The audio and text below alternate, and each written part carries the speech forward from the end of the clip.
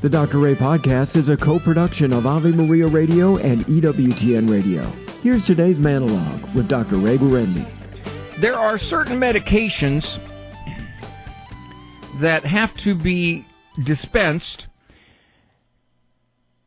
at a blood level that is called the therapeutic window.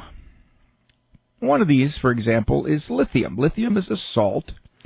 Traditionally, it's an older drug, and it's been used to treat what used to be called manic depressive illness, which is a very high level of agitation, grandiosity, high energy, some psychosis, just off the charts kind of energy level, and delusional thinking, grandiose delusional thinking. Now, lithium, if you give too much of it, it can become toxic. And that's a word that you use with medications and poisons, and you should be really, really, really slow to use it with people. We'll get to that some other time. It can become toxic. If it's below a certain level, it doesn't work. So there's a window, and they used to have to take, and they still do, routine blood assays to find out if, in fact, the blood level of lithium is within the therapeutic window. And that got me thinking. It seems as though there is a discipline therapeutic window. Parents want a consequence to be placed upon certain behavior. Now, you know what? I got to just stop for a second. You don't hear that kind of talk very much among the experts anymore. Have you noticed that? Now, more and more of them are coming around. That's true. I've been seeing more and more of them are saying, hey, wait a minute. A lot of our theories, a lot of our enlightened ways, a lot of our gentle parenting is not working. It's blowing up in our face, and it's not fair to the kid. So the word, putting consequences, discipline. I mean, when I was in grad school, we were told discipline's a bad word. You don't use it. Kids don't want to be disciplined, and all that does is just make them hate the disciplinarian. All kinds of stuff I got like that. How did I survive it? So you put a consequence on a behavior as a parent. A lot of common sense parents realize you got to do that. But it has to fall within a disciplined therapeutic window. What do I mean by that? Well, if it's a consequence that the child responds, I don't care. Doesn't matter. Or doesn't even have to respond, just has an apathetic attitude toward it, then it's below therapeutic dosage. It's below what it would work. If the child reacts with a fiery escalation, temper tantrum, resistance, kind of a crazed sort of response to being held accountable, then it's above the therapeutic window, and it's a quote-unquote toxic response. So parents want to find a consequence that is enough to change the child's behavior. In other words, it bothers them, but it's not enough to cause an outraged fit. And it's not weak enough that he looks at it and says, so what, I don't care. You really don't have to worry so much about a disciplined therapeutic window. If a child commits the attitude to you of, I don't care, do what you want, doesn't matter to me, I can write a 200-word essay, so what? You do that standing on my head. I can go to the corner. I like the corner. The corner's great. I sing in the corner.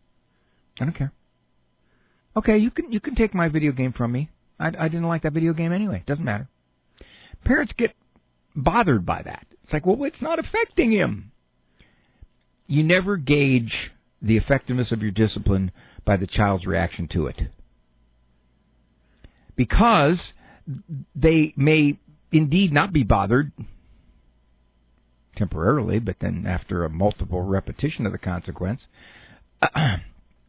they could very well be. The first 22 visits to the corner is no big deal, but visit 23 to 49 really starting to get to him. So you don't look at the child's attitude in accepting the discipline. What you do is you gauge whether it's changing the behavior. And that can take a little bit. But if the child really reacts badly, strongly, heavily to being held accountable, you give a 13-year-old an essay and they flat out refuse and go crazy.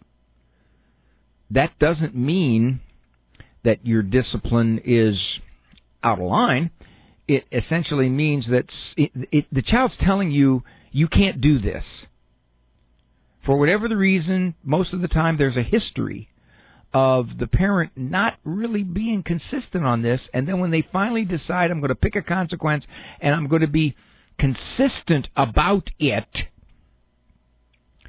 the child gets really upset. You change the rules. You're not allowed to change the rules. What are you doing? Read one of Gennari's books or whoever that dude is, Dr. Evil, whatever. You change the rules. And you really don't worry about escalation most of the time either. That's just, I'm mad. I don't like this. It's a sign that you're finally starting to establish some legitimate structure with follow-through, and the child isn't accepting this very well. And when you're a kid, you can just go all out in your resistance. It's not like a grown-up. You know, you go in, you ask the boss for a raise. Boss, could I have a raise? No, I don't think so. Oh, yeah? Well, I'm gonna kick your desk over. I'm gonna throw your plant on the thing, and I'm gonna just sit in here and scream. You don't do that most of the time because you're grown-up. When you're a kid, you can kind of figure, let it all hang out. Show them non-verbally how upset I am about this. But that doesn't mean your discipline was bad. It just means, well, you finally made a statement, and they don't like the statement you're making. So you don't have to worry so much about a discipline therapeutic window. I don't care, or I care a whole lot, doesn't necessarily mean that the discipline is inappropriate or you got to think of something else. No. If you think it's reasonable, consequence, you apply it and recognize that depending upon how long behavior's been a problem, usually years, you're going to run into either apathy or craziness. Name it a game. More of Dr. Ray's monologues can be found on his website, drray.com. Monologues as well as full-length programs of The Doctor Is In can be heard at AveMariaRadio.net and EWTN.com/radio.